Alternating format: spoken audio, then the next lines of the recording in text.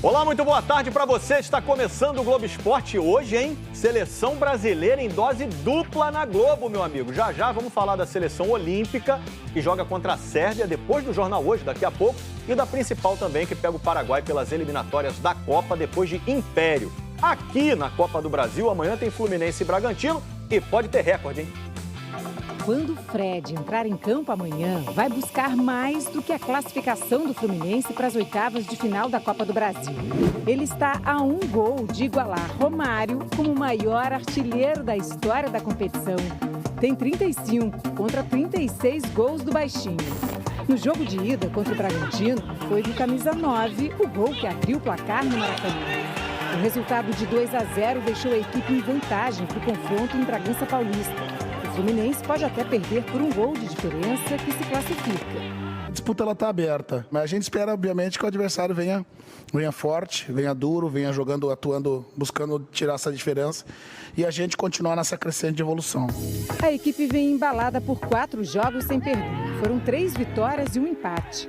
Com a entrada dos pontas Caio Paulista e Gabriel Teixeira como titulares e dos laterais Egídio e Samuel Xavier, o rendimento melhorou. Já são 3 jogos sem levar gols. A escalação deve ser mantida para garantir a vaga e quebrar uma escrita. Em 4 confrontos até hoje, o Fluminense nunca venceu o Bragantino na casa do adversário. Hoje faz 10 anos que o Vasco foi campeão da Copa do Brasil. O volante Rômulo é o elo entre aquele time e o atual. Rômulo foi titular na decisão contra o Coritiba. Amanhã, o Vasco disputa uma vaga nas oitavas de final da competição contra o Boa Vista. Só que dessa vez, o Rômulo não tem presença garantida. O técnico Marcelo Cabo estuda fazer mudanças no time depois do empate com a Ponte Preta pela 2ª rodada da Série B. E todas por questões médicas.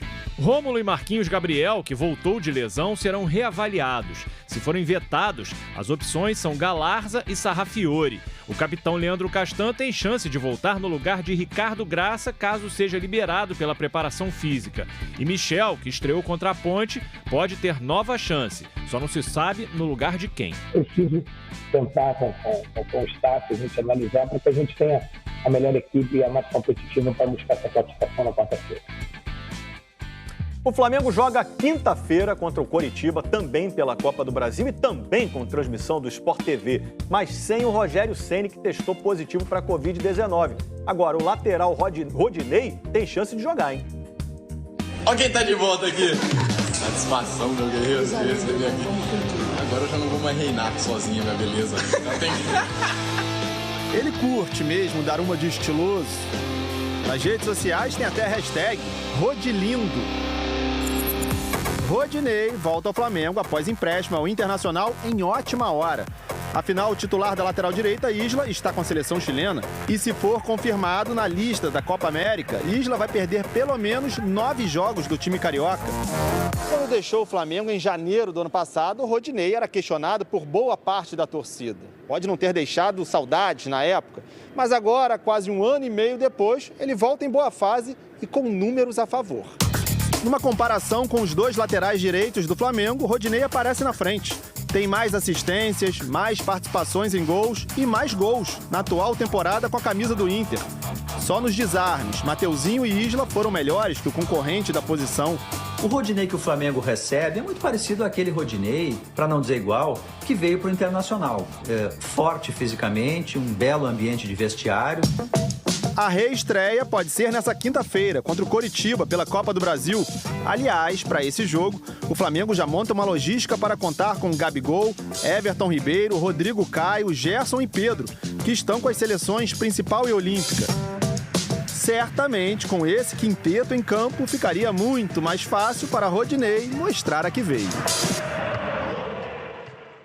Confirmando Coritiba e Flamengo, quinta-feira, 7 da noite, agora o Botafogo. Aos 38 anos, Rafael Moura chegou para ser uma referência para o time do Botafogo. E ele tem inspiração na família. É parente de Heleno de Freitas, um dos maiores ídolos da história do clube.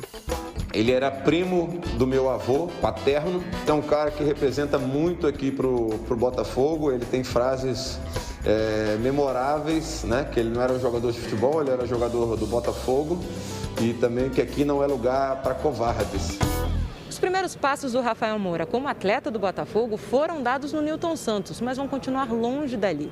É que o estádio vai receber partidas da Copa América, que começa neste domingo, e as atividades de todo o grupo serão levadas para o CT do Sindicato dos Atletas de Futebol do Estado do Rio, que fica em Guaratiba, na zona oeste da cidade.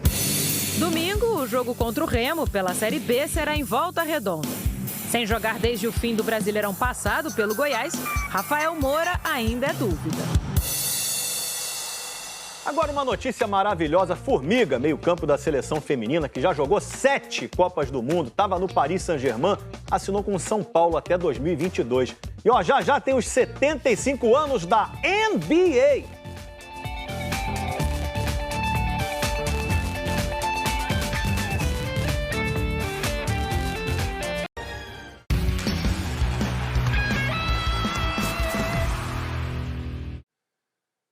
Seguinte, hein? Seleção Olímpica joga com a Sérvia daqui a pouquinho, ao vivo na Globo, narração do Luiz Roberto com Roger Flores, Petkovic, logo depois então do Jornal Hoje. É o último teste, né? Antes da convocação para os Jogos de Tóquio e mais um capítulo de uma grande amizade. Amigos de infância. Desde 8, 9 anos. 8, 9 anos. A amizade do atacante Pedro, do Flamengo, e do meia Bruno Guimarães, do Lyon, da França, começou lá atrás, no futsal. Minha memória não é tão boa, mas eu lembro. Lembra das figurinhas, mais do que dos jogos. Primeiro no Rio de Janeiro, na disputa da Superliga de Futsal em 2010, em um time sub-13. Depois, no Flamengo. Sempre foi muito apegado, né? Desde pequeno.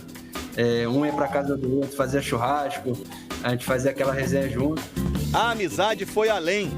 O Pedro, né, já um pouco mais velho, já tinha patrocínio, ele me dava chuteira, me enviava chuteira pra mim quando eu não tinha patrocínios, mas sempre teve um pé maior, botava 2 palmilhas, então ainda guarda essa história comigo. O convívio agora é na seleção olímpica. Hoje, os dois enfrentam a Sérvia, às 14h em Belgrado. Pedro como artilheiro e Bruno como capitão. Bruno e Pedro estão confirmados no time titular. Mas o técnico André Jardine vai mudar 3 peças. Saem o goleiro Cleiton e os meio-atacantes Antony e Rodrigo. E entram Breno no gol, Malcolm e Gabriel Martinelli. Faltam 45 dias para as Olimpíadas, gente. Quem for ao Japão trabalhar nos Jogos vai ser monitorado por GPS através de um aplicativo no celular. Durante 2 semanas, a pessoa só vai poder ir até áreas autorizadas e sem aglomeração. E se descumprir as regras, pode até ser deportado. Cerca de 100 mil estrangeiros vão ao Japão para trabalhar nas Olimpíadas. Budapeste, capital da Hungria. Última parada dos judocas brasileiros antes de Tóquio. O Mundial de Judô é a etapa do circuito da Federação Internacional que vale mais pontos no ranking olímpico. E há 4 categorias em que as disputas estão acirradas. 2 brasileiros em cada uma delas brigam diretamente por uma vaga em Tóquio. A principal disputa entre os brasileiros desse Mundial será nos pesos pesados. No feminino, Maria Suelen e Beatriz Souza. No masculino, Rafael Silva e Davi Moura. Davi Moura está em 11º lugar e pouco mais de 600 pontos atrás de Rafael Silva. Medalha de bronze nos Jogos de Londres 2012 e no Rio em 2016. O 7º lugar no ranking. Os dois vão lutar o Mundial da mesma categoria. E aí o atleta que for melhor ali do Mundial consegue ir para a Olimpíada. Preciso subir no pódio. Eu acho que é isso que vai me garantir a vaga olímpica. Beatriz Souza e Maria Suelen estão coladas em 7º e 6º lugares. Eu já sei como que é ir para os Jogos Olímpicos, eu já vou para 2 e eu estou indo para buscar medalha. Depois desses Jogos Olímpicos, acho que é o meu último ciclo. Quero muito, eu venho desde criança sempre lutando para chegar e realizar esse sonho. Agora eu vou falar sobre os 75 anos de um assunto que muito me agrada. NBA! É muita transformação para tão pouco tempo de basquete. Sim, porque ao olhar a NBA de hoje, essa reunião sem igual de talento, competitividade e entretenimento, talvez fique difícil acreditar que tudo começou de forma tão despretensiosa. E nem faz tanto tempo, viu? São 75 anos celebrados em 2021. Lá, em meados da década de 1940, quem organizou o torneio foi a Associação de Basquete da América, que 3 anos depois se fundiria a outra entidade para a criação da NBA. Portanto, mesmo que ainda não carregasse o nome atual, a Liga considera 1946 como a temporada de estreia, o que valeu a alcunha de precursores para atletas como Léo Gottlieb. Toda a casa é construída por uma base sólida, então me orgulho de ter aberto esse caminho contra o armador do New York Knickerbockers, que depois passou a ser chamado de New York Knicks. Ele estava inclusive no primeiro jogo oficial. E aí vale frisar, a Liga Americana de Basquete não começou nos Estados Unidos. É isso mesmo, os jogadores de Nova York pegaram a estrada rumo ao norte. O destino era o Canadá, para enfrentar os Huskies da cidade de Toronto. A rodada inaugural completa seria realizada no dia 2 de novembro de 1946. Só que houve uma mudança de planos. Havia um jogo de hóquei marcado na cidade, então anteciparam a nossa partida. Assim, quando abri o marcador, me tornei o primeiro jogador a anotar pontos na história. Uma sensação maravilhosa, relatou Ossie Scatman. O jogo teve vários detalhes curiosos. Esse aqui, por exemplo, era um dos cartazes promocionais e dizia o seguinte: se você tiver mais do que 2 metros de altura, pode entrar e assistir a partida de graça. A partida acabou 68-66 para o time de Nova York. E o Léo, que a gente mostrou lá no início, foi o cestinha do time vencedor, com 14 pontos. Todos números muito discrepantes, né, em relação aos atuais. Na NBA hoje, cada equipe marca em média 112 pontos por partida. E para ser o cestinha, é preciso às vezes romper a barreira dos 40 pontos no jogo. Houve também uma evolução brutal do modelo de negócio. O salário médio dos pioneiros, lá de 1946, levando em conta a inflação, daria hoje o equivalente a $68 mil por ano. Em média, a geração atual ganha $8 milhões por temporada. Tudo porque eles alcançam audiências de 215 países em 47 idiomas diferentes. Um espetáculo global. É muita história para se orgulhar. 75 anos, a NBA envelheceu bem.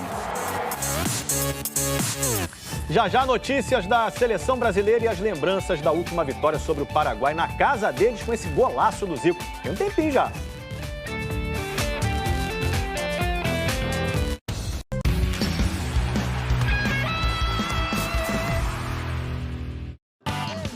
Líder do Brasileirão, artilheiro do campeonato e rei do Cartola. O Iago Pikachu tá demais no Fortaleza. Na estreia, 2 gols e mais de 15 pontos. No segundo jogo, um golaço e mais de 12 pontos. Então a dica tá dada, hein? Escala o Iago Pikachu.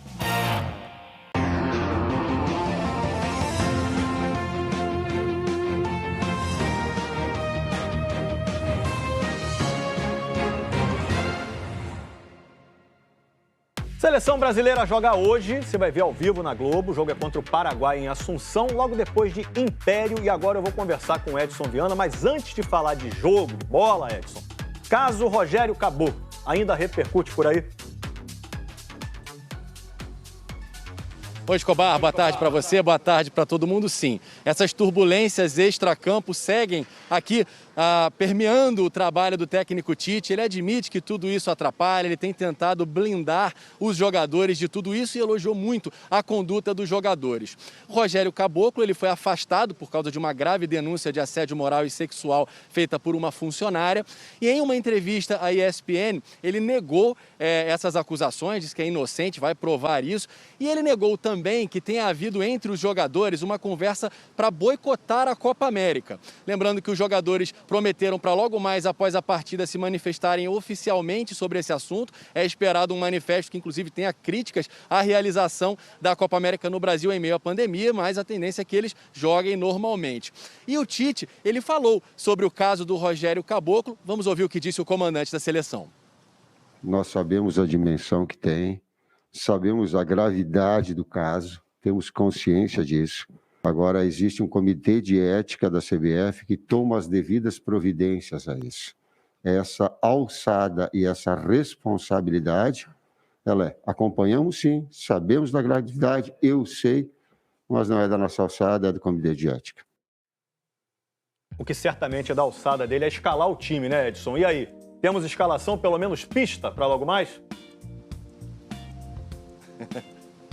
Exatamente, até que enfim a gente pode falar de futebol, né? O Brasil volta ao Defensores del Chaco depois de 5 anos, esse estádio clássico da América do Sul. No último trabalho antes de viajar, ele testou ali o Gabriel Jesus no ataque no lugar do Gabigol. Então, rapidamente, vamos mostrar aí uma provável escalação do Brasil para hoje. Ela tem Alisson, Danilo, Éder Militão, Marquinhos e Alexandro, Casemiro, Fred, Paquetá. Na frente, Gabriel Jesus, Richarlison e o Neymar. E o Brasil tenta quebrar aqui no Defensores del Chaco um longo jejum. Não vence aqui desde 1985, rapaz. E quem conta a história dessa última vitória do Brasil é o repórter Marco Aurélio Souza. A melhor seleção das eliminatórias já está no Paraguai. Mas depois de tantas turbulências fora de campo nos últimos dias, depois de tantos ataques ao comandante, Tite tem algo a dizer. As pessoas acham que a gente tem que ter opinião para tudo, quando que nós devemos ter opinião é pelo futebol. Nós devemos ter a nossa capacidade, o nosso lugar de fala daquilo que nos diz respeito, aquilo que nós aprofundamos, aquilo que nós julgamos dentro do futebol. Na bola, o Brasil tem 5 jogos e 5 vitórias. É o melhor em tudo. Tem um ataque que já marcou 14 gols e uma defesa que só levou 2. Mas sempre vale lembrar aquela frase que é tão velha quanto certa. Eliminatória já é Copa do Mundo. E quem disse que Copa do Mundo é fácil?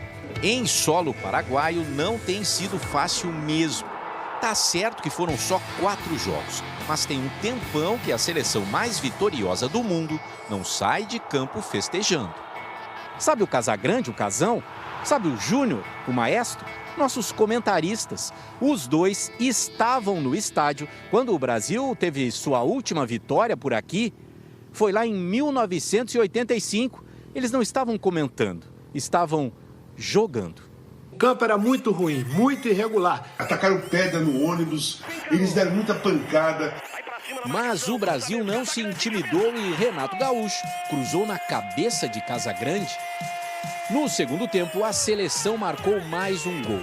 Uma pintura de Zico.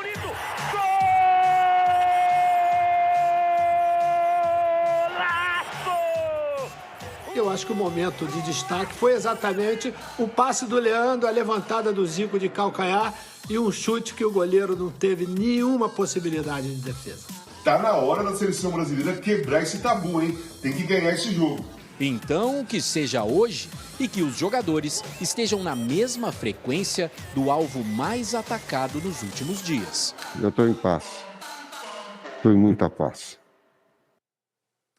Isso aí, ó, 2 dicas para vocês. Podcast Sexta Estrela traz os bastidores do clima quente na CBF, tá lá no nosso site ge.globo/Sexta Estrela, também nas principais plataformas de áudio. E refaço os convites, Seleção Olímpica contra a Sérvia daqui a pouquinho, depois do Jornal Hoje, e Seleção Principal contra o Paraguai, eliminatórias da Copa do Mundo logo depois de Império. Subindo as letrinhas, hein? Amanhã eu te conto tudo aqui. Tchau.